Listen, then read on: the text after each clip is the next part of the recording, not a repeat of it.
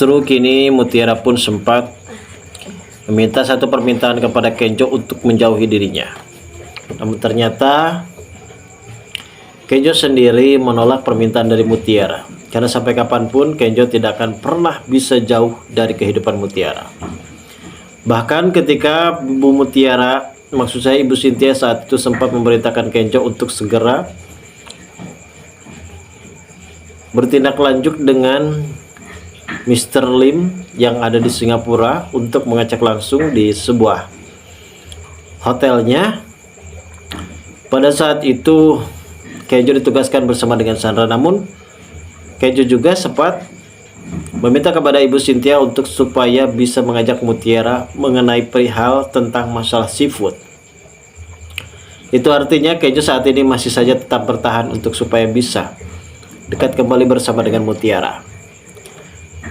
Dan di sini juga ada sebuah kejutan. Ternyata Pak Aditya di sini benar-benar akan segera mengetahui kalau ternyata Mutiara adalah anak kandungnya.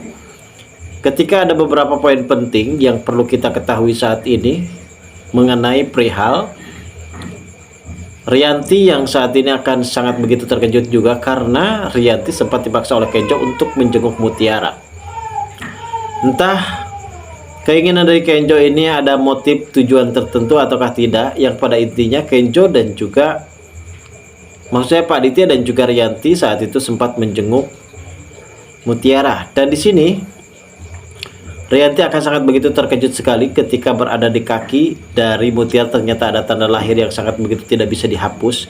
Bukan berarti itu tanda lahir adalah terbuat dari spidol. Dalam arti kata, di sini Rianti pun benar-benar sangat begitu shock berak. Akhirnya ia segera mengetahui kalau ternyata Mutiara adalah anak kandungnya. Dan sepertinya di sini Rianti benar-benar tidak percaya. Akhirnya ia pun melakukan tes DNA bersama dengan Mutiara. Dan ternyata benar-benar terbukti kalau selama ini Mutiara adalah anak kandungnya. Lalu bagaimanakah alur cerita yang akan terjadi selanjutnya nanti, guys? Namun sebelum lanjut juga ke pembahasan dan alur videonya, bagi kalian yang baru saja bergabung dan menemukan channel ini, alangkah baiknya bantu channel ini dengan cara tekan tombol like, komen, dan subscribe-nya, dan hidupkan juga tombol lonceng notifikasinya, agar kalian tak ketinggalan info-info menarik dan terupdate seputar sinetron ini. Dan namun sebelumnya juga, mari kita mendoakan kepada seluruh kru dan pemain agar sehat selalu, serta doakan sinetron ini ke depannya semakin menarik lagi agar supaya bisa bertahan di rating yang paling teratas. Ada beberapa poin penting saat ini terkait masalah kecelakaan yang menimpa terhadap Mutiara dan juga Sandra ini menjadi sosok pelakunya. Sebenarnya Mutiara di sini meminta kepada Kenjo untuk mengecek ruangan tersebut melalui CCTV, dan Kenjo pasti sangat begitu yakin kalau semua ini adalah perbuatan dari Sandra. Terlebihnya saat ini Sandra memang terus menolak dengan adanya tuduhan dari siapapun dan entah bagaimanapun, yang pada intinya Sandra ini pintar berkelit dan ia tidak mau satu orang pun bisa mengetahui kalau dirinya adalah dalang utamanya. Di kemudian hari Kenjo memang sempat bersembunyi-sembunyi, dalam arti kata ia diam-diam mengecek CCTV dan meminta tolong kepada para petugas yang ada di gudang seafood tersebut, dan ia juga sempat meminta tolong untuk segera memutar kembali rekaman CCTV. Dan memang ternyata saat itu ada sebuah kejutan, ternyata Sandra ada bersama dengan salah satu karyawan yang sempat membayarnya. Dan ternyata pada saat itu memang karyawan yang dibayar oleh Sandra ini sempat mengajak Mutiara untuk mengecek ikan-ikan segar. Dan ada yang cukup lebih mengejutkan kembali. Sandra ternyata menutup pintu tersebut dan menguncinya. Hingga kejadian ini mungkin membuat Sandra akan tidak bisa ngelak lagi.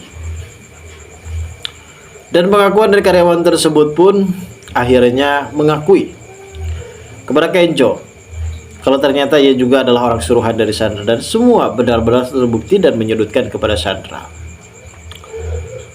Namun di sisi lain, di sini nampaknya Aurel mulai kembali ketar-ketir deh. Ketika akhirnya tahu sang mantan ini sudah mempunyai gebetan baru, yaitu Kayla. Sepertinya Ipan di sini mengajak Kayla untuk sekedar memanas-manasi agar supaya Aurel ini bisa lagi jatuh cinta kepada dirinya. Namun dugaan dari Ipan benar-benar salah. Ternyata Aurel di sini juga sudah memendam perasaan terhadap Dikta, yang pada akhirnya Dikta tidak akan pernah membiarkan hal ini benar-benar terjadi, apalagi soal Ipan yang terus-menerus menyakiti Aurel. Dikta di sini adalah seorang pengusaha besar, orang tertampan, orang yang paling muda, usaha di mana-mana. Lain halnya dengan Ivan. Bukan berarti membanding-bandingkan, tetapi ini memang fakta dan kenyataannya. Sepertinya Aurel lebih memilih laki-laki yang berbobot daripada sosok Ivan yang hanya sekedar fotografer. Memang Ivan pada saat itu melakukan kesalahan besar terkait masalah dirinya yang sempat memoroti harta kekayaan yang dimiliki oleh Aurel. Dan saat ini nampaknya Ivan harus menerima semua kenyataan pil pahit yang harus ditelan oleh dirinya sendirian tanpa harus adanya saya.